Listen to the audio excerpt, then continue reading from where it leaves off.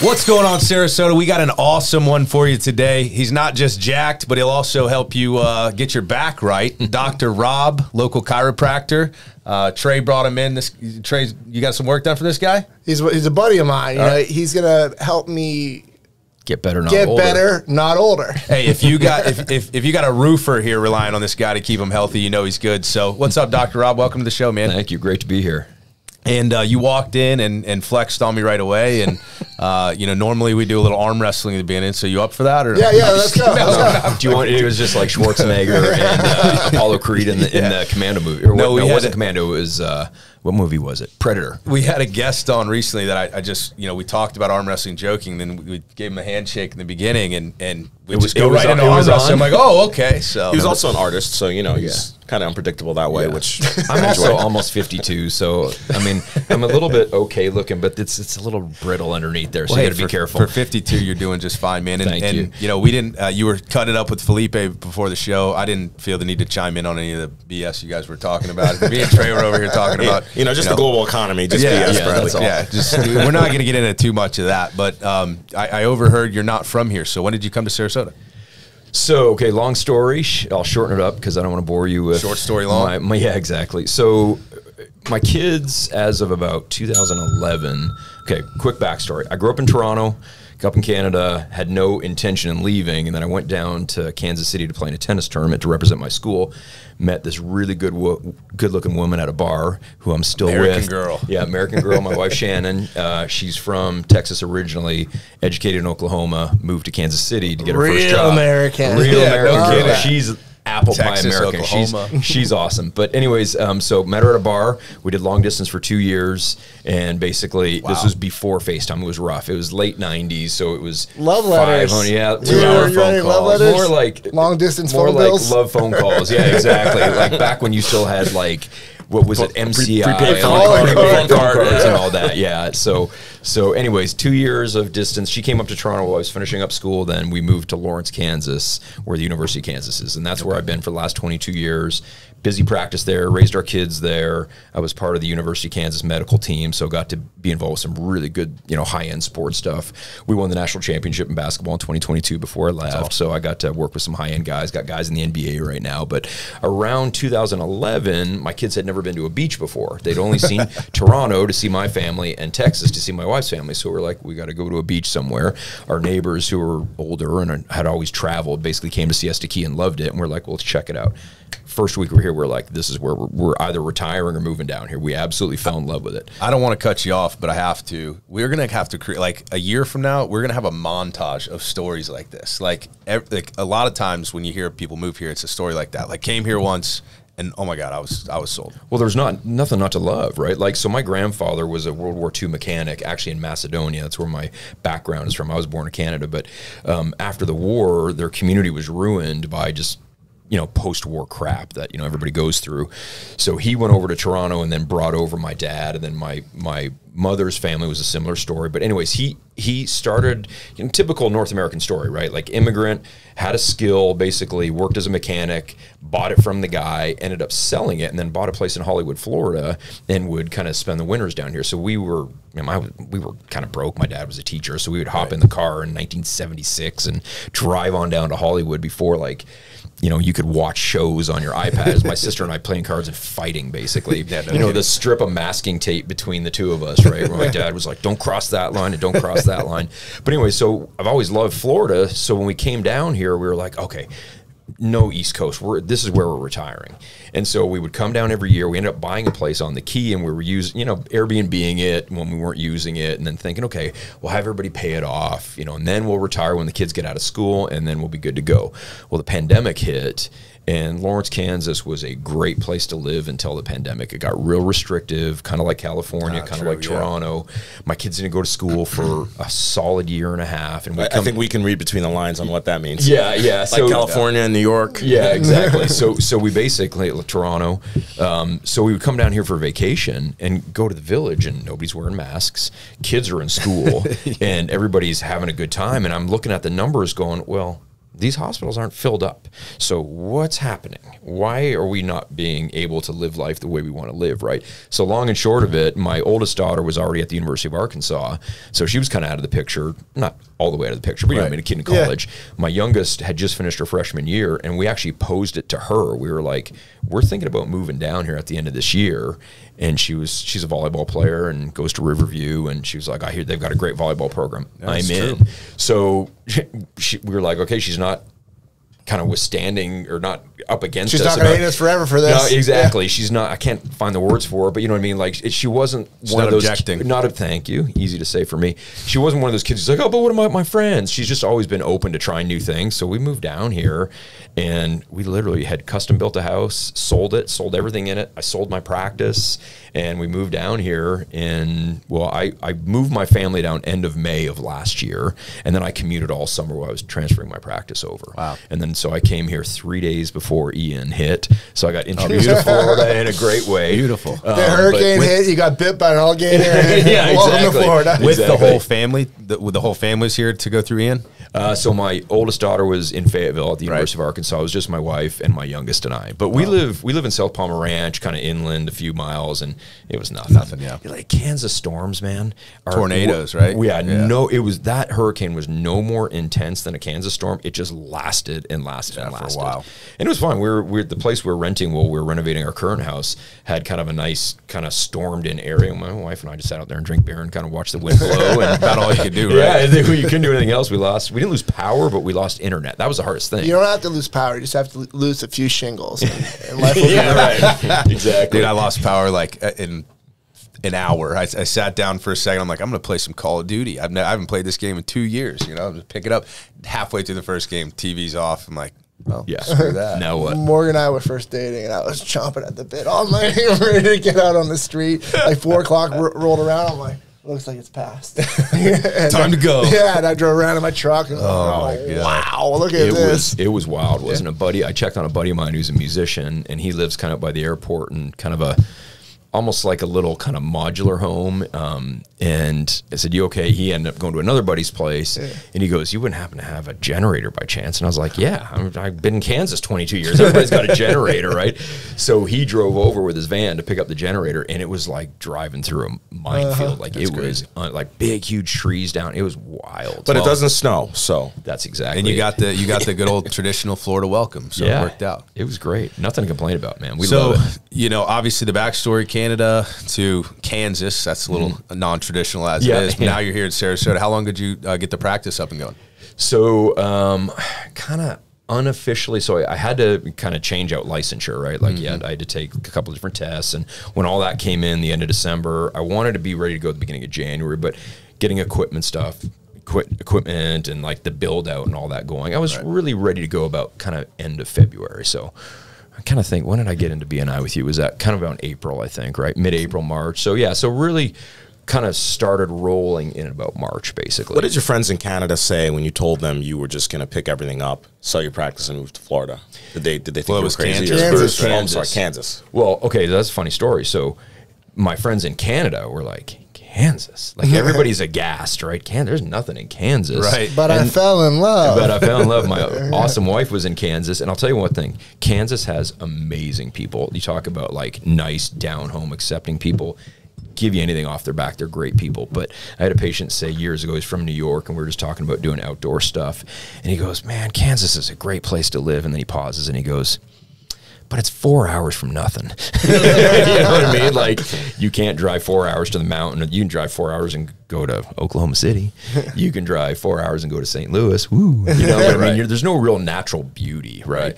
But yeah, so when I told people that we're moving here from Kansas, everybody knew that we love Siesta Key and Sarasota because we've been coming down here for almost more than 10 years. And it was right around the time when the pandemic was kind of winding down. And they were all like, oh, man, good call. I wish we could do that. Yeah. And you can. Everybody can. It's just you got to be willing to. So the pandemic kind of gave you a little bit of cover, because usually when you sell a business and leave town, people assume you're retiring, I would think. Yeah, right? Yeah, we're not. You know, I mean, we're still years away from it. And I don't know if I'll ever retire because I like what I do. But I think that's really interesting because, you know, traditionally you would come down to Florida to retire. But I think what's driving a lot of our growth is people are coming down here to live the lifestyle that they want prior 100%. to retiring and kind of building the life they want again, like you did from scratch. Yeah, 100%. And that's one of the reasons we do this show, is really because we want to show and tell the other side in those stories, which are becoming more abundant. Right? Yeah. Oh yeah, everybody. We live in Village Walk, just kind of on South Palmer Ranch there, and all the friends that we're hanging with now have all come from somewhere else. I've got one guy I play tennis with who's actually from Sarasota. Are you from Sarasota? Yes. Okay. Same. So you guys are like 2 of like 12 people that I've met now that are actually from Sarasota. So few people are from here. Well, yeah, we're 2 out of what? The 6 people in the room. Well, I've been here so long that people forget, though. Yeah. Like your mom the other day was like, "Oh, did you go to high school with Trey?" I'm like, "No."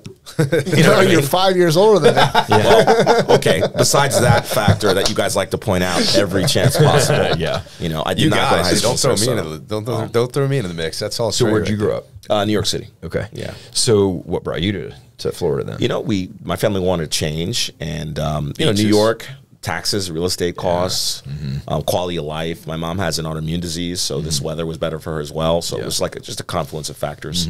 And so far it's worked out. They've really enjoyed being part of this community, not just living here. And I think that's one way the place is maturing. People aren't just coming here for the weather anymore. Yeah. They're coming here for the community and all the other things too. Absolutely. So let me, can I ask you a question? How do you guys feel about, being native Sarasotans, about all us outlanders coming in? We're all on the same path, on the same side of the growth. Yeah. We're pro-growth. We want it to grow. We want more people coming. We want more Opportunity. and the economy to grow. Yeah. And it's typically you see the people that move here. They're the ones the people that move here. They're here for a year, 3 years, and then they're like, "Wait, there's too many people here. You guys stay up north, stay where you're from." When it's like, no, I mean, we come on, bring it. Let's go. Let's grow. Let's raise these buildings past 5 stories tall. Let's build a real downtown. Let's change some of the crazy regulations and stuff we have. So I'm all for the growth. In fact, one of the reasons I chose this office is the 450 apartments going up next door. It'd be a great recruiting opportunity. It's a great location, and I love to see the growth. Growing a business here is not easy, and finding employees is not always that's going to be the biggest part of your business. Yeah, so if we can create opportunity and there's people to take advantage of that opportunity, then I'm all for it. You're new to town, so you may not be aware, but that's a very controversial topic here, both in terms of, because the environment is a huge issue here, and development is our main industry. Yeah. So what happens is there become pitted sides. Yeah. Developers pro-growth, anti-growth, environmental, usually. But it doesn't have to be that way. No, it doesn't. You know what I mean? That's just kind of what's happened. Yeah, so it was like that in Lawrence, believe it or not. And if you don't know anything about Lawrence, Kansas, it's kind of like Zero Let's about just Lawrence. be honest. Let's go Nobody zero. does. Nobody watching this does. Yeah, so, but I mean, you've heard of the Kansas Jayhawks, Of right? course, right. Yeah, because of basketball. It's like Gainesville. I think it's a little smaller than Gainesville, but it's a university town, so good education. It had a cute little downtown. The university is kind of the driver of everything. But you've got Kansas City within 35 miles, and it's it's a city of 1.5 million people. The Chiefs are there, and it's good. It's a good kind of metropolitan gentrified area. But Lawrence, from the day we got there in 2001, I was hearing about the fact that they didn't want to build the Southwest Lawrence Traffic Way, and it was this access from the west side to the east side to bypass having to drive through the city to get to Kansas City from the west side. And it took almost 18 years to get it built. And it was the same thing that you're talking about, as far as you had this faction of people going, "Oh no, these are sacred grounds and we can't do it." And then you had the pro-growth people going, but if we do it this way, it seems like there's always some parties that are a little willing, and then some parties who just dig their heels in, and they're just like, it ain't gonna happen. There's always that fraction of cockroaches that Cockroaches, are trying to prevent the growth. Is that what you call them? Well, we had a guest on that. A big thing around here is restoring Midnight Pass. Right, yeah. And Well, that was relating to the hotel. Yeah. But he has one particular person who is obstructing his ability to do what he wants with his property, which he has every right to do. Right. And he refers to her as the cockroach. She's rallied the troops, though. Wow. It's not just her. She's got people along with her, but she's the most outspoken. A flock of cockroaches. Yeah, she's got a whole flock. Hey, listen, this is multiply. America. Everybody can voice their opinion, and that's great. But we should have civil debates based on facts, not based on I think he's bad or I think she's bad. 100%. And we don't make any progress by doing that. When it comes to the growth, and like, let's say that bypass, for instance, right? There's a point in which it's kind of subjective. Like, do we need the bypass? We don't need the bypass. It would be nice to have the bypass, but there's also a point where the growth is so astronomical that it's like, okay, we have no choice but to put this bypass in. 100%, and that's what I would see kind of happening in this area is like, well, I mean, there's no more place for people to live. Like there's, I mean, we've got to do something. And so then they start to, change some of these views on the environment. You have to have some acquiescence on both sides and some civility. Unfortunately, I think we're in this weird political phase where everybody's just like, oh, you're against me.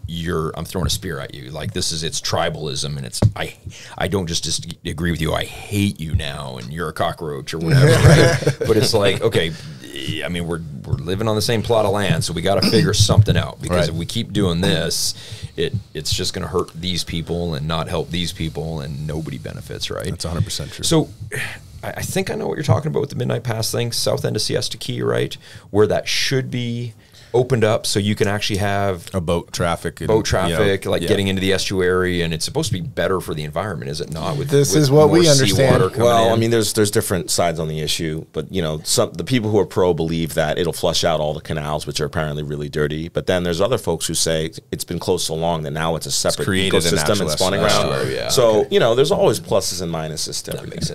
But the premise is that it's a non-natural. Yeah, it was never supposed to be closed. Blocked off pass. It was open. And then there was private citizens that wanted it closed and hauled in their own dirt, did the project on their own with no permits, illegally. But now it's there. And that was in the 80s, right? Yeah, that was in the 80s. Never thought about this. 80s or prior. They did it in the middle of the night. Is that maybe why it's called Midnight Pass? I don't know. Just throwing. I didn't know that either.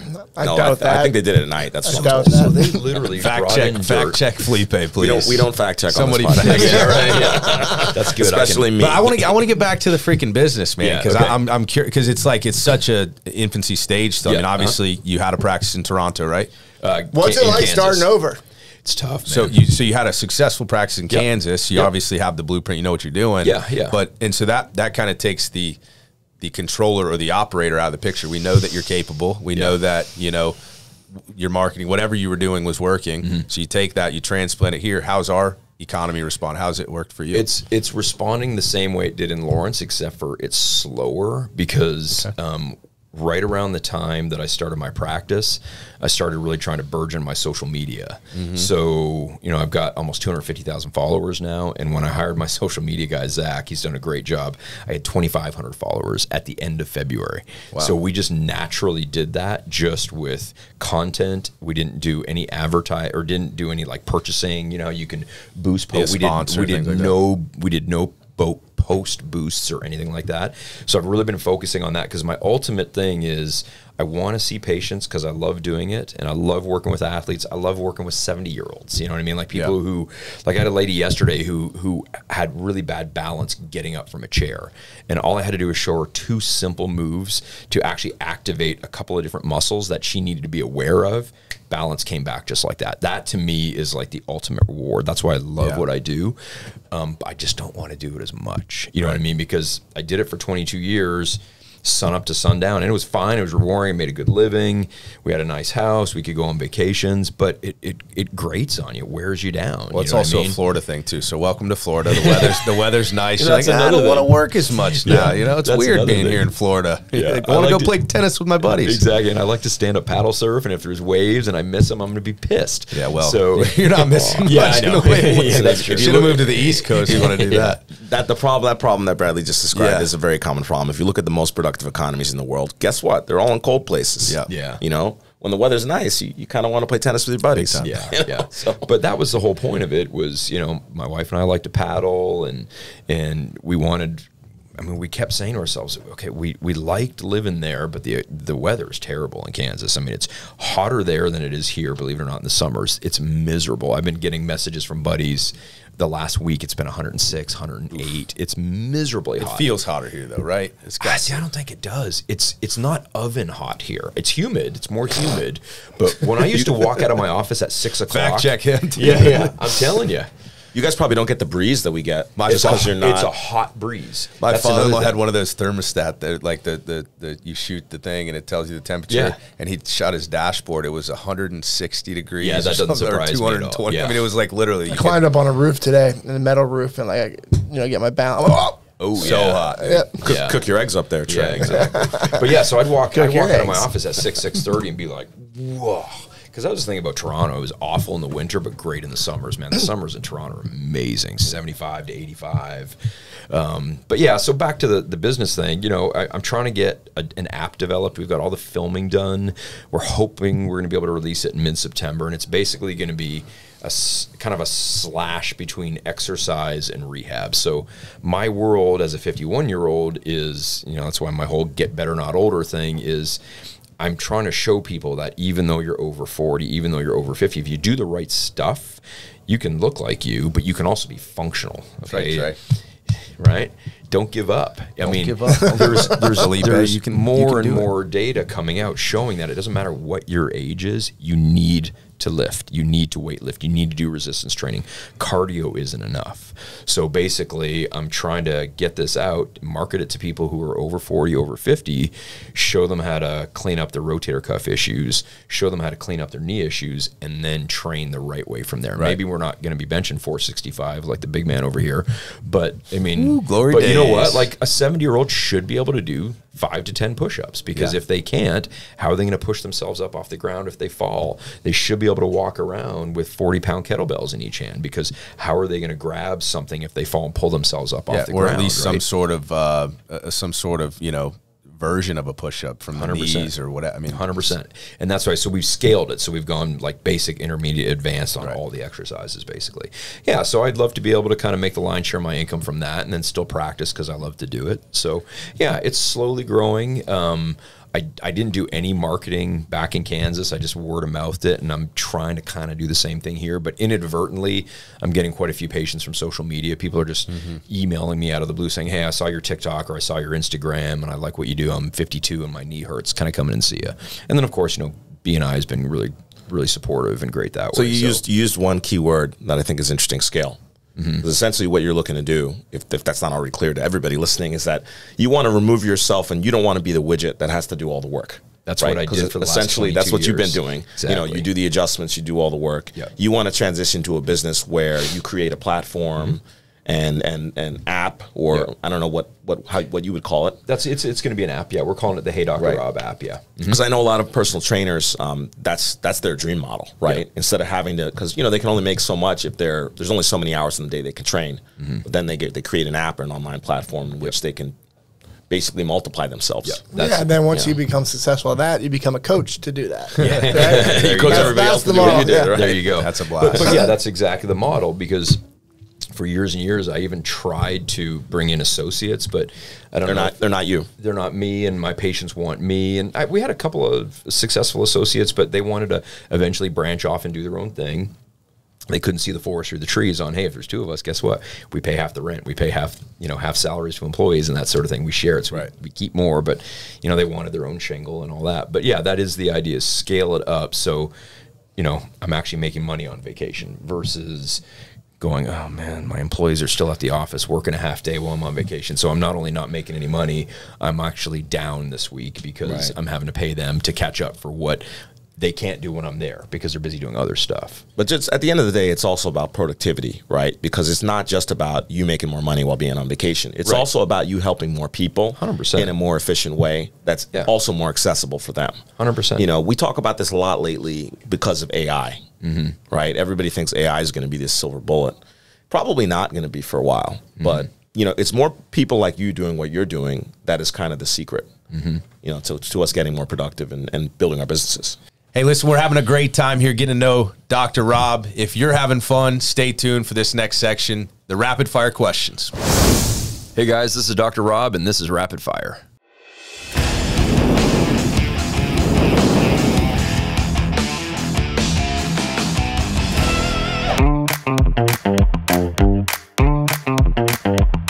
Mustang GT 5.0. Pop.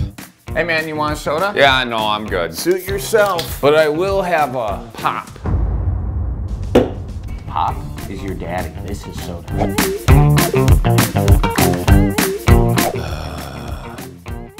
Ooh, that's a tough one. Superman.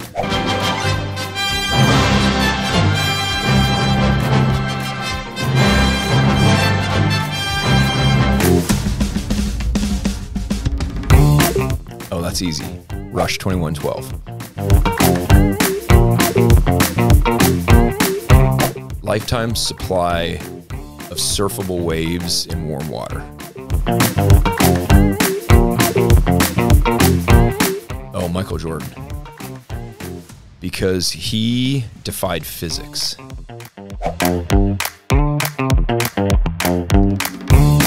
What do I need to do to not hurt my back so often?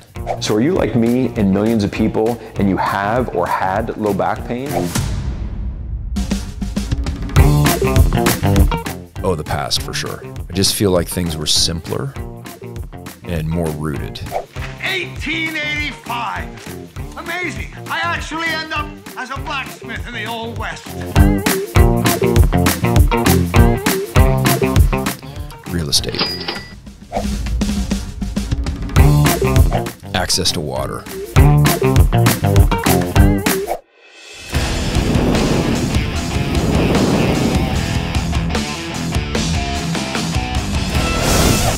Okay, so let me ask you a question then. Does AI terrify you as much as it terrifies me? And I don't know if it's just because I'm in the Terminator generation, right? But is it going to take jobs away from people? Yes. Is it going to be nefarious and not necessarily get a mind of its own and become sentient, which maybe it will, who knows? But is it going to create more of a vacuum here that they've talked forever, not forever, but the last maybe 10 years, but we need to get manufacturing back here. We need to get, well, the whole not super chip, but the conductor chip that they're talking about, that Elon's thing? Or the well, I hear politicians talk about it all the time where we don't have the capacity right now to build chips Oh, here. yeah. It's all built. yeah. It's That's all why over- we protect Taiwan from Exactly. China. Okay, so you're that's correct. There's that's one it. place for where basically all the expertise is there, and we have to import the workers here to like Right. Arizona to build the factories. Right. That's how bad it is. Yeah, yeah, and I've heard that, like you just said, Trey, like Taiwan is the place that if the Chinese take that over, they Right. got us by the short and curlies. And so, I mean, does AI come into play on that at all? I mean, that is, the chips are AI basically. Without the chips, we don't have AI. So AI is going to do, take away jobs, but when clocks went out of style and wristwatch, used to be a clock repair guy, right? Everybody will adapt. The economy will adapt to AI. I feel. What I fear is we're starting to get too old to really utilize the AI. The next Just do this, not this. The next Don't include generation will come up and they'll be better at what we do Yeah. because they're more acclimated to Without a using doubt. AI. Kind of like how us using the internet as opposed yeah, to like and our parents or our dad grandparents. can't use it. I use the internet very well. Yeah. Well, it's Similar funny. idea though, seriously. But 'cause they're you're gonna grow right. up with That's a it. good point. I'm not following. My kids are 16 and 20, and if I ever have an issue with a computer or a phone, they're like, "Here, get that, man." Yeah. Stupid dad. There, get out of here, kid. I mean, he is, You know he what is I the mean? one handing Morgan his phone to video, and it's like, you have a phone too. Yeah. Oh wait, you have a phone? We all have phones? No way. You got one of those gizmos? No way. That's my social media guy on my show going, "You moron! You didn't get pictures of that opportunity." Yeah, right. No. She's gonna take plenty of. All right, so we pictures. got Hey Dr. Rob, an app. This is a national-based app. This is for your social media following. Yeah. You want to really grow this locally. What's the long term? The long term is basically help as many people as we can across the world. I get messages every day from I got a pro soccer player right now, not Solera's son. Another guy just messaged me out of the blue in England, and basically I can't help him because we can't figure our times out, basically. Right. So I want to be able to say, hey, I got an app. He's got a hip problem. I can say, plug in the hip protocol. It's X amount of dollars. We're not going to make it too expensive, and just follow these protocols, and you'll get better. If you do it, you'll get better, because it's low hanging fruit stuff. Now, if somebody needs an orthopedic surgery for like a Right, meniscus tear or specific something, rehab. something specific, then they got to go to see somebody. But most of the stuff that we see clinically, if you've got somebody who's dedicated to doing the moves and they've got the right type of guidance, you can get through a lot of this stuff. And this would mean that you have to work on them less physically. That's exactly it. Kind of Yeah. That's exactly cookie it. cutter at that point. Yeah. So I'm educated as a chiro, but my undergrad is exercise phys and sport therapy. I was with Kansas Athletics forever. And I've got all these extra certifications in rehabilitation and sports and all that sort of thing. So I kind of call myself like a mix between a chiro, a physio, a massage therapist, a strength and conditioning coach. So my practice is, if somebody needs a neck adjustment, I'll give them a neck adjustment. That's fine. But most people are coming to see me because they look at what I do and how I present social media, and it's the corrective exercise thing. The corrective exercise thing has become huge in the last 10 years. And it's really what all the data is showing is if you really want a long-term correction, if you got an elbow problem, you can't just go and have somebody rub on it. I mean, 1 out of 10 times, you know, a massage or whatever is going to help, Right. but you need some sort of active care component at home to truly mitigate that thing and basically push it into the ether. Yeah. I was gonna say, what's cool about you is you've amassed such a great following on social media, and you didn't have to use the cracks gimmick. You know, I see a lot of other chiropractors. I don't know if you see them. They just crack, and like enhanced. It's probably enhanced by the microphone. Yeah, it is. Yeah, like that guy in Houston. Now that was a real ring dinger. Have you seen that one? You haven't seen that guy? This is your favorite chiropractor here in Houston, and it's just like I watched. One of my buddies sent me the video, and I was like, oh my gosh, this is why I don't like calling myself a chiropractor, because everybody thinks that's what we do. Well, but I Because mean, the listen, adjustments are not always ideal. Not in certain situations. I think the best chiros are the ones who know when not to adjust. Right. There's a condition called instability. Okay, like if you've got somebody who's at an auto wreck and they've had a whiplash type injury, a couple of the segments are. It's like if you ever sprained your ankle, okay, you've overstretched the ligaments. So now the two bones that are connected by that 1 or 2 ligaments, they're doing this too much. Right. And if you've got that in your neck, the last thing you want to do is go in there, Stretch it, start because messing with it, really right. all an adjustment is a fast stretch is what it is, and then it resets a bunch of neurological mechanisms.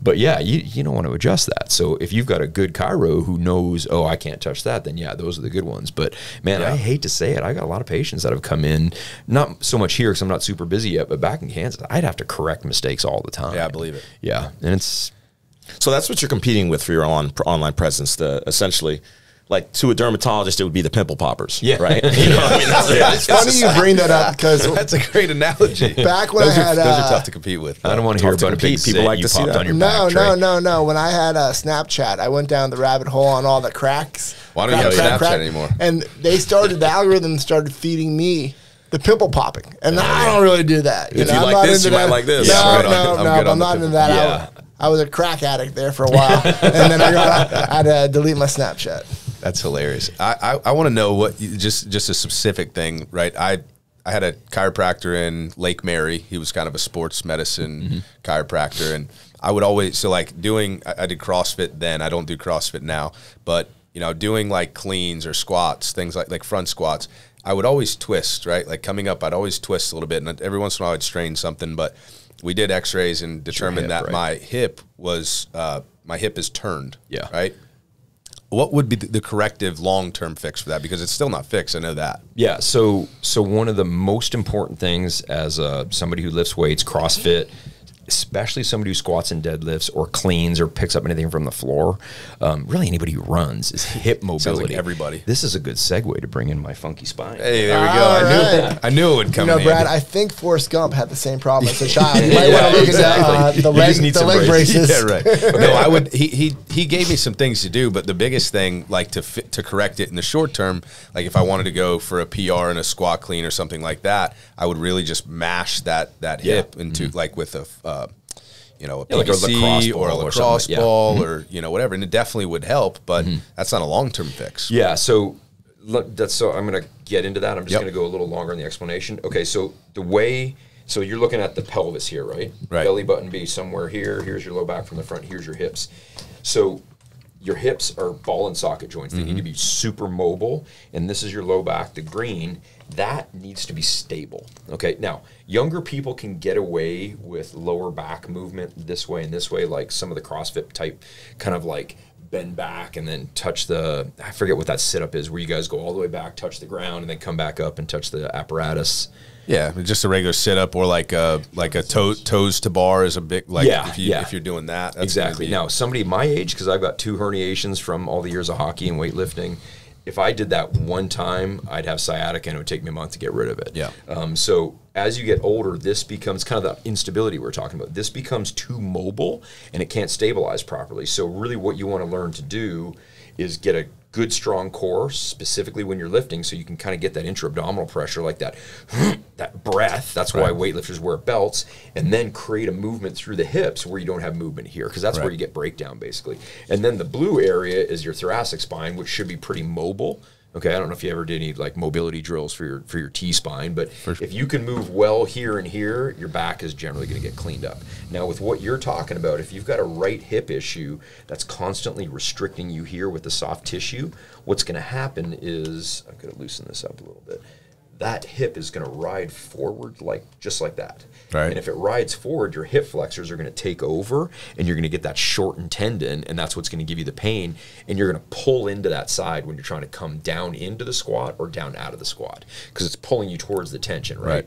So you're loosening that up, and you get it all loosened up. You do your PR, and you're good to go, but you haven't corrected the symptom. Correct. So usually what we'll do, and this is Kelly Starrett stuff. I don't know if you know him, because he's a big CrossFit guy, but he's huge in the rehab world. But I've adopted some of his protocols, and I've got my own as well. But he really introduced putting thick, heavy bands around the hip, tying it up to a squat rack, getting into like a lunge position with this knee down, and really firing the glute to physically pull the hip back. I was doing that actually. Were you really? Yeah, well, he's a big that. CrossFit guy out in California. I don't even remember it until now, but yeah, I do. So if you came in, say, clinically with something like that, or like Chris O'Leary's son, he wouldn't mind me saying this because, it's kind of HIPAA, but he let me he said it was okay for me to Anyways, do social media. Yeah. But anyways, he had a hip impingement, and he was getting hamstring issues from it, quad issues from it. Anytime you have a joint, especially the shoulder or the hip joint that isn't centered or centrated is the correct term, you can't have the nervous system. I just cut myself on my own little spine. You can't have the nervous system act equally on both sides of the joint. Okay, so if you have a non-centrated hip or a forward pressing hip like yours, you're going to get overactivity of the front muscles. That's why you had all those restrictions. You had to kind of massage it out, and you get under firing of the glutes, basically. So you have to have an equal side. It's like, well, just picture a pulley, right? Like if I've got a pulley here and I've got equal pull this way and this way, this is going to stay centered. If I got too much pull this way, it's going to pull the joint out of place, basically. Would that then create the opposite effect, the inverse effect on the other side of the hip? Your glute would be firing more on that other side, and your hip would be firing less? I can't say 100% what it would do from that specificity, but at 100% it'll create compensations, because if you're really kind of pulling into that side, you're going to get overactivation on the other side, basically, because your brain's trying to balance you. So, but what it will do is if you have lack of mobility here, let's say you're supposed to have 90 degrees for one move, like at the bottom of a squat, say, if you've only got 80 through the hip, you're going to pick up 10 degrees from the lower back, and that's where you end up hurting a disc or straining a joint or something like that. Yeah. But I will tell you, what you guys do is incredible. I've never been like huge on chiropractic or anything like that. It was up there, and then the only other time I went to see a chiropractor was in my office. There was my old office. The next door neighbor was a chiropractor. A little odd, a little weird. I didn't want to go see him by any means, but I was like, I'm like 3 or 4 days from a snowboarding trip with all the buddies, and like it was a bachelor party. It was going to be a blast, and I'm like, I can't walk. And I've never had major back issues. I've had soreness from squatting or things like that. But this was like, this had to have been sciatica or something like that. I mean, I couldn't do much. When they picked me, so I went and saw him like the day before I left. And he put me on these machines. It wasn't anything like invasive, right? It was these machines that kind of just massage you out and stretch you out and whatever. And the morning that I was supposed to go on that trip, I had a heating pad, plugged it in my buddy's truck. As soon as I sat down, I'm like sitting on the heating pad. I couldn't lift my leg to get out of the truck.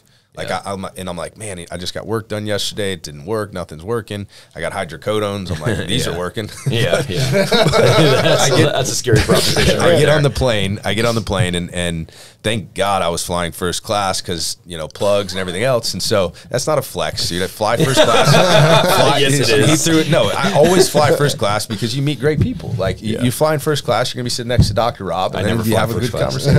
I'm a second class. I don't fly first class with my family. I fly first class when I'm flying by myself. I had a buddy of mine from back home ask me, "Is the other guy on your podcast independently wealthy or something?" I was talking about. I'm just like, well, I mean, yeah. No, not you. I know you're a refrigerator. Don't worry. So, long story short, I get into the plane. I plug in the freaking thing, and I told the lady, I said, I might be like standing up, like I'm. Yeah, I'm not a terrorist. I got a back and I can handle pain. This was brutal. Yeah. Get to the hotel. I'm like, I'm just resting, taking it easy tonight. Walking was fine. Picking up my feet to up higher than a step was rough. Long story short, what'd you have for lunch? Shut the fuck up. There better be a good punchline. Long story. No. Like this, I just want to know how this could how this happens. Like how does it? And you'll see. So the next day, they're all going out snowboarding. I'm like, wow. I woke up. I feel good. Like this is like 2 days post treatment. The next day, no good still. Yeah. The day after that, I'm like, oh, I kind of feel good. They're all going. I'm like, I'm going to go with, but I'm going to leave the snowboard back. And then I'm like, I don't know. I feel pretty good. I'm going to bring the board, but I'm going to wait to go. And then we go all the way there, and I'm like, fuck it, I'm going. Yeah. I was good for the whole rest of the weekend. Great. Like my back never had an issue, and still to this day, I've never had another issue because of it. Yeah. How the fuck does that happen? Well, sometimes I still don't know. Well, he obviously did the right thing for you, but I say to patients a lot, sometimes after treatment, you can feel a little worse because if you've been walking around compensating and you push something back into a position or activate another muscle, or it's like to work out. You know what DOMS is, right? Like that delayed onset muscle soreness. Like you can sometimes get a little bit of delayed onset muscle soreness from a treatment, and as long as you don't freak out and you just follow the protocols, generally that second day, well, not the day after, but that third day. So I guess it'd be the third day. So it's faster. You tend to feel, you tend to feel better. Not everybody responds like that, but yeah, he obviously, and I'm not saying he obviously did something right. I'm not saying all chiros are bad. There's some great ones out there. Oh, no, yeah. My best friend up in Toronto from chiro school, John Minardi, is one of the hands down best practitioners I've ever met. All he does is adjust people, and he's a miracle worker. But he knows when not to, I'm sure. Yes, he's genius. He actually travels all over the world and teaches, basically. He's a very, very smart guy. But he's one of the guys who's just stuck to the I was going to say bare bones of chiropractic. But that sounds like cliche. I'm here all week. Well, you got to get your buddy on your app. Have him have his own little... No, that's not a bad idea, right? Yeah. Create a platform. You never know. Yeah. I just don't know how you adjust people. But it's called it's called Hey Dr. Rob. It's not called Hey Dr. Rob. Dr. Rob and Hey Dr. Rob and friends. Maybe, exactly. Yeah. So what is what you actually? So I know you're a chiropractor, obviously, but like when you obviously specialize in something that's very different than what some other chiropractors do. What is that called if people want to research it and understand? He's more? diverse. He went over at the beginning. Yeah. Right? So but the actual term. Yeah. So I'm listed in Google as a chiropractor, but that's why I called it Sarasota Spine, because I still do chiro work, but the sports performance is really, it's rehabilitation. So what I would probably say, think of me as a chiropractor / physical therapist, because really, like, again, if you had come in with that back issue, I may or may not have adjusted you. Can you focus on me, please? Not your phone. Do I need to take that away from you? But yeah, I mean, I may or may not have adjusted you, but I would have done some sort of physical therapy. I would have put you into some positions, made you stretch or strengthen or move, depending on what your body needed. So yeah, it's like chiro / physical therapy. Because I noticed, the name. I'm glad you went over that, because the name, you obviously named that for that reason. I did, because you do way more than just adjustments. Yeah, I thought it was. That's what I'm trying to. That's what I'm trying. So what do you guys do over there? But your industry suffers from a similar problem to mine. Yeah. There's a lot of people out there claiming they do financial this and that.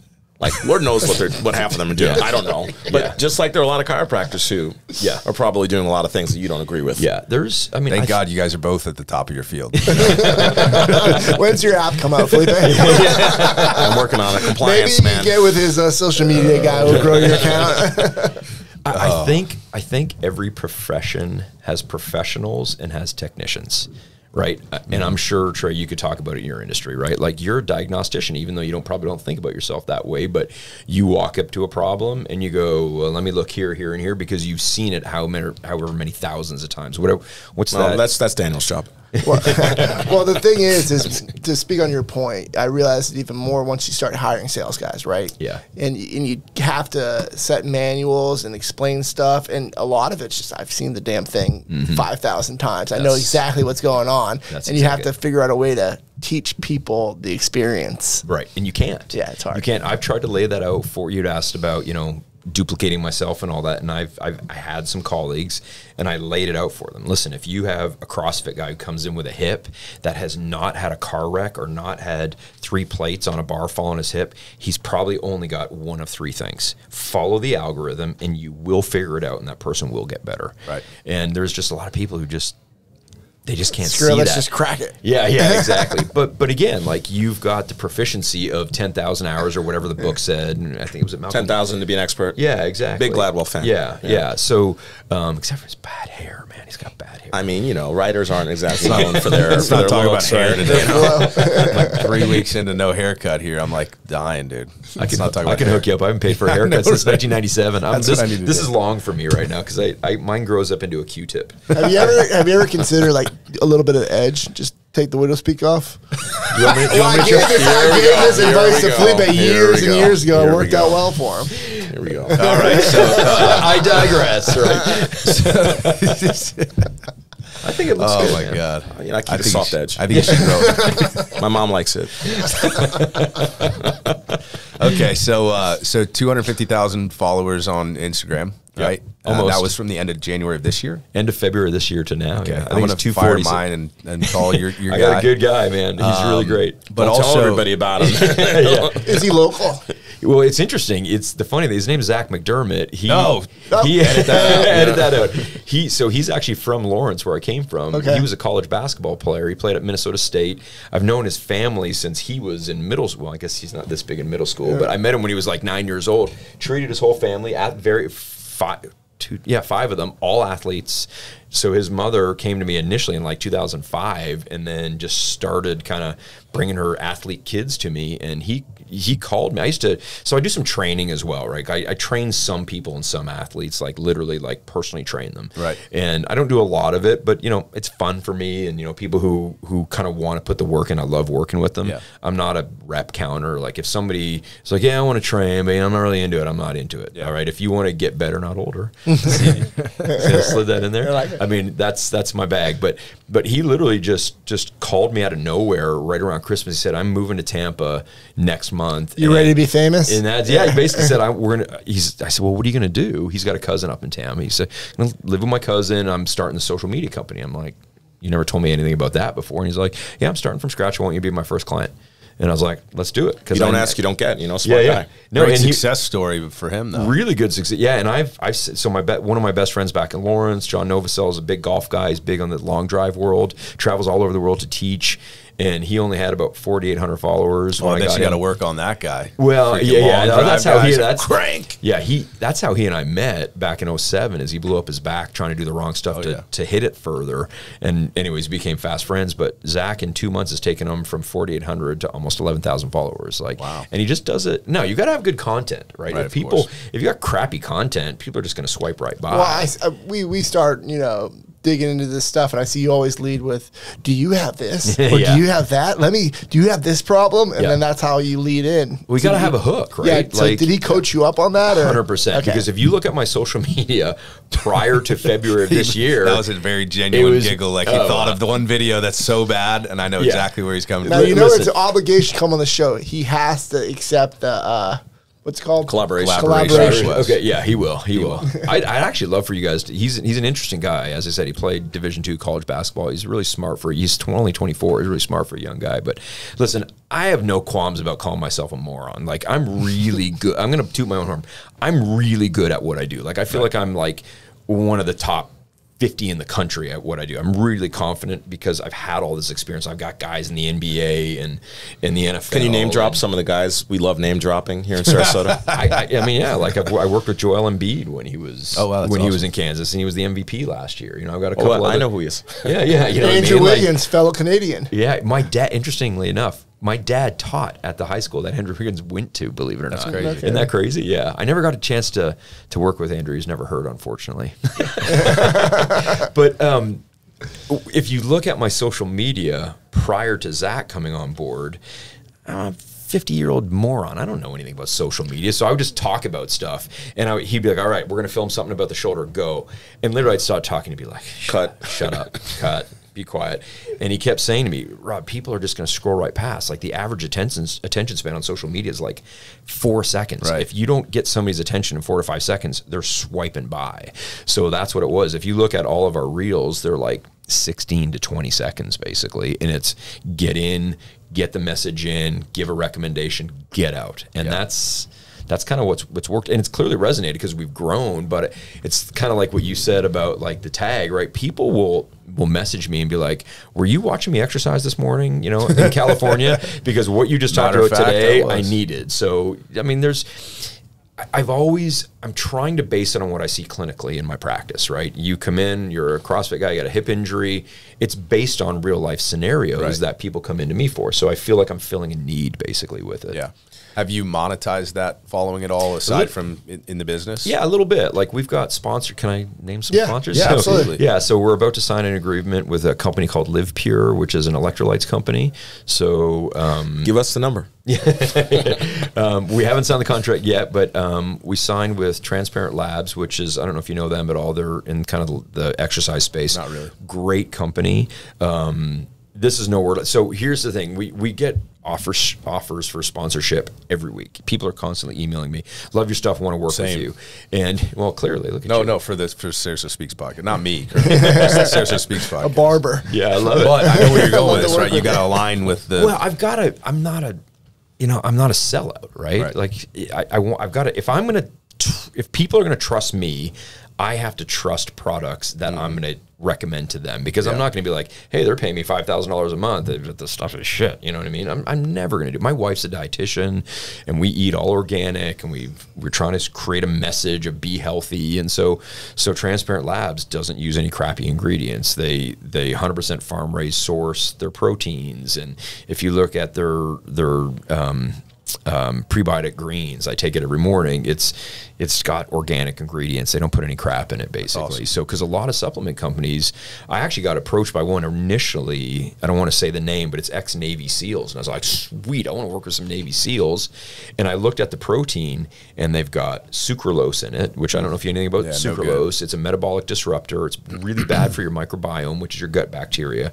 And then they had 2 preservatives in it, like really bad preservatives that you see in like Oreos and all that other stuff. And it's like, here you are trying to get shelf life, though. Yeah, that's exactly it, right? It can get dusty and crusty and still taste really damn good. But yeah, so we're doing Transparent Labs, about to do Live Pure, and then I even brought in a shoe, because these are These are interesting. Oh, it's a sole. Trey told me to bring in props. So this company is called Peluva. I can see Felipe. Yeah. That's definitely Felipe. So these are called look at the Felipe face. These are called Peluvas, right? So you ever heard of Mark Sisson before? Yeah. He's the guy who does Primal Kitchen. Right, yeah. This is his offshoot company. And I'm a big kind of barefoot guy. I had a really crappy job, like we all did when we were 18 or 19, and I was slugging boxes in a warehouse. I ended up hurting my back and getting really bad plantar fasciitis, like really bad, to the point where I actually had to stop working because my heels were swelling.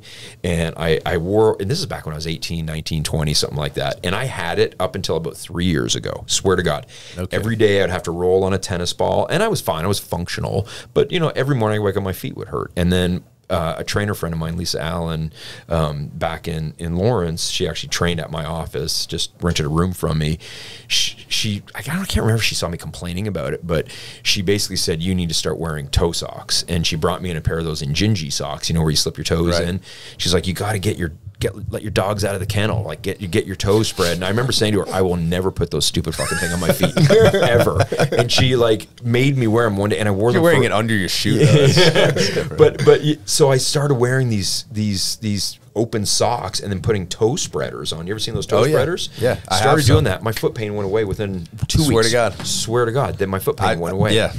Even my 4-year-old son had them on the other day. My wife, in all honesty, was a real one that found them, but she had them on, and I'm thinking, like, man, that would be nice to have my toes spread. So I threw those suckers on. Well, we did it as kids. Like, look at your 4-year-old. When he or she walks around, you'll see their feet splay out. Well, we get into these shoes that are cram our toes together, and then we've got muscles on the bottom of the feet, like you've got in your hands, that grab the ground. They claw at it. We're monkeys, basically, right? So if those tendons and muscles shorten, then they pull your arch up, and the arch can't drop down and spring off the ground the way it's designed to, and that's where the vast majority of foot pain comes from. When you see women who've been cramming their feet in those high heels, and they got bunions that are awful and look terrible and apparently hurt like hell, that's because they've been crammed in. We're designed to be like this. So when these people approved me, I was like, they're not real pretty, so they better be functional. So I said, send me a pair, and if I don't like them, I'll send them back. I swear to God, I don't wear them around every day like Sisson does, but I squat and deadlift in these.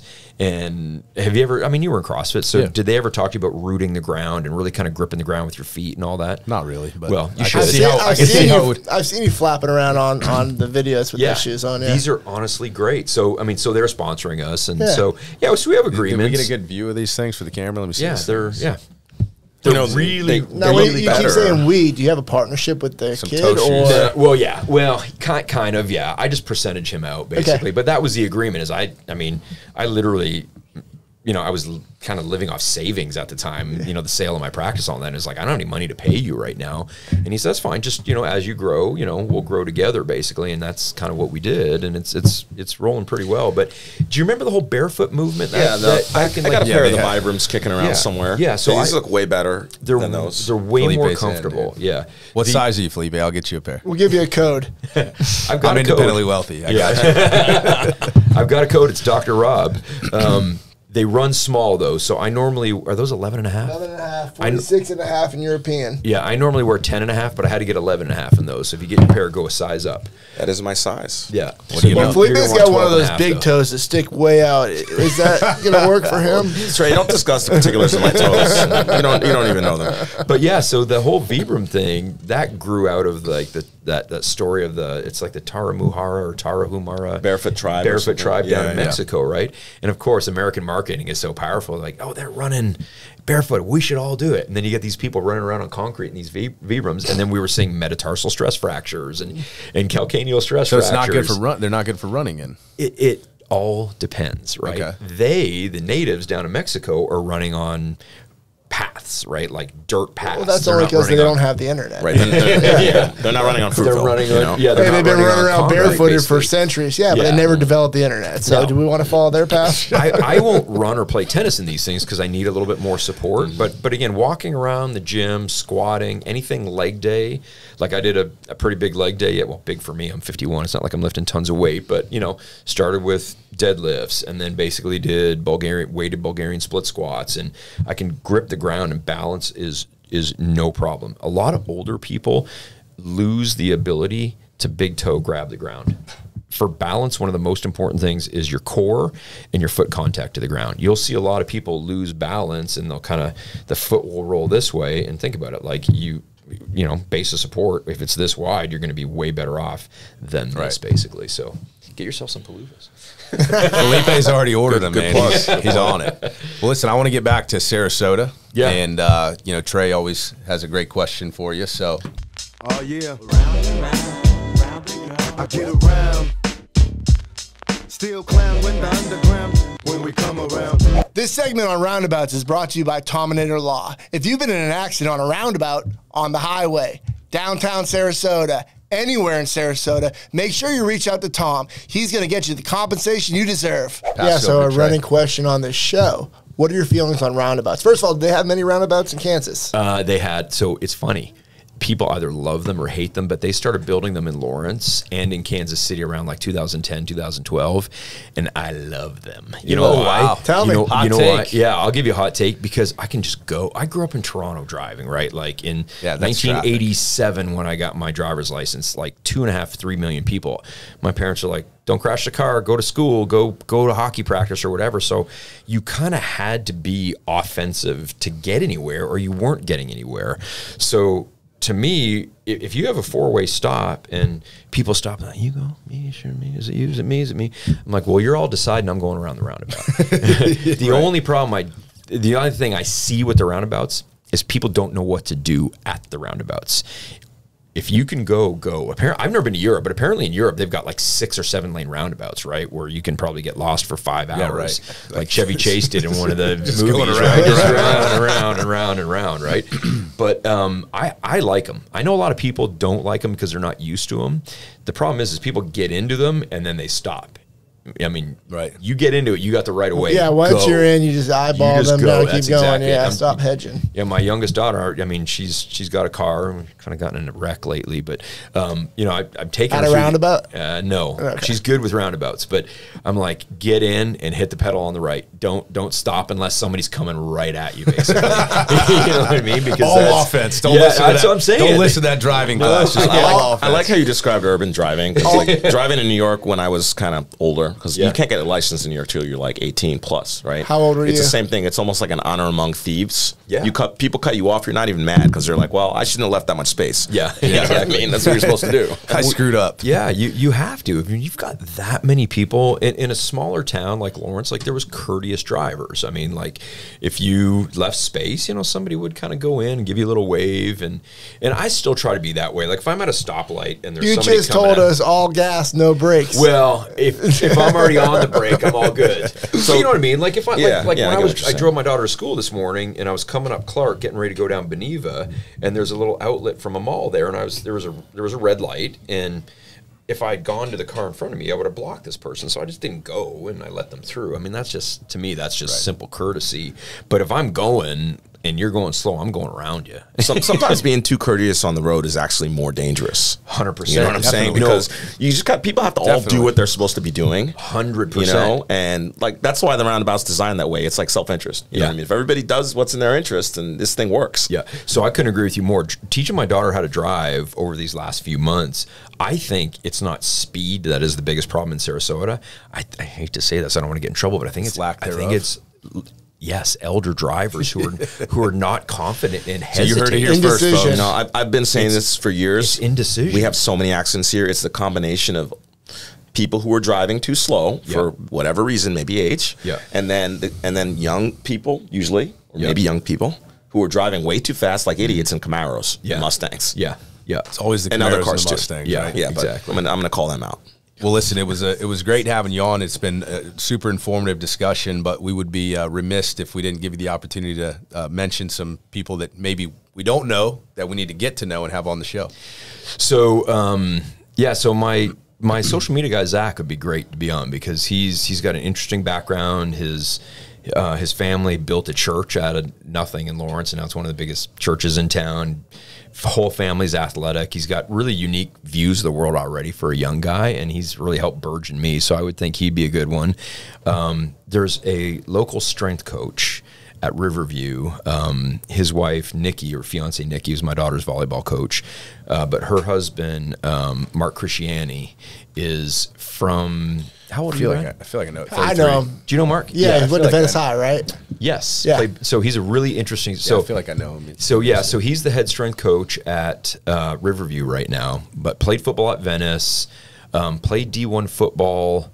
I can't remember. He's going to kill me. Somewhere Eastern Kentucky, maybe. That sounds about right. Yeah, he was, and he actually has Western Kentucky or Eastern? I can't remember. He was a big bench Somewhere press in guy Kentucky. back in there's- 03. yes. The reason I say that is there's a coach here who's got it. There's a pipeline to Western Kentucky. There's Okay. a lot of players from around here who play there. okay. Stop killing the conversation. Maybe it was Western. Somewhere in Kentucky. Maybe it was Western. Sorry. Yeah, but he would be interesting because he's got a cool story. He feels like he could have played in the NFL, but some things got in the way, and then he became an Army Ranger, which is I think hard is to about do, as right? badass as it gets. Yeah, no shit. And now he's a strength coach at the high school because he just wants to keep it at that level. But I've been around really close friends of mine are head strength coaches in major Power 5 programs. My buddy Sean is the head strength coach at University of Syracuse for football. My close friend Andrea Hootie is the head strength coach for Connecticut women, all right, with Gino Oriema up there. And my really close friend Jonas Serration is the head strength coach for University of Carolina men's basketball. Like these are big time people, and Mark